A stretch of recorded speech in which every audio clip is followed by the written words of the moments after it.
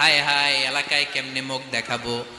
লজ্জায় পড়ে মারিয়াম আলাইহিস সালাম এলাকা থেকে চলে গেলেন। কি অবাক করে কাণ্ড, বাচ্চা ভূমিষ্ঠ হওয়ার জন্য, বড় হওয়ার জন্য 6 মাস 7 মাস লাগে নাই, পেটে বাচ্চা আসার সাথে সাথে বাচ্চাটারে বড় করে দিয়েছে কে? মারিয়াম আলাইহিস সালাম এবার বসে পড়লেন, বুঝতে আরম্ভ করলেন প্রেগন্যান্সির পেইন উঠেছে। হঠাৎ করে পেট থেকে বাচ্চা ভূমিষ্ঠ হয়ে যাওয়ার পরে উনি কাঁপতে আরম্ভ করলেন। ক্ষুধার চোটে খাবার কিছু নাই, সামনে ঝর্ণা, উপরে একটা খেজুর গাছ। সাইয়েদনা ঈসা আলাইহিস সালামকে কোলে নিয়ে মারিয়াম আলাইহিস সালাম মনে মনে ভাবে, হায় রে, কেউ যদি একটু খেজুর পেড়ে দিত, এই ক্ষুধার মুহূর্তে আমি খেজুর খেয়ে পেটের ক্ষুধা নিবারণ করতাম।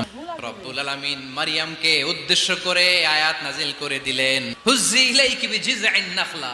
এর মানে হচ্ছে মারিয়াম, কেউ পেড়ে দিবে না, একটু কষ্ট করে হাতটা উঁচু করে খেজুরের ডালা ধরে ঝাঁকুনি মারো, টস টসে কাঁচা পাকা খেজুর নিচের দিকে পড়বে, তারপর তুমি তুলে খাবে। সুবহানাল্লাহ।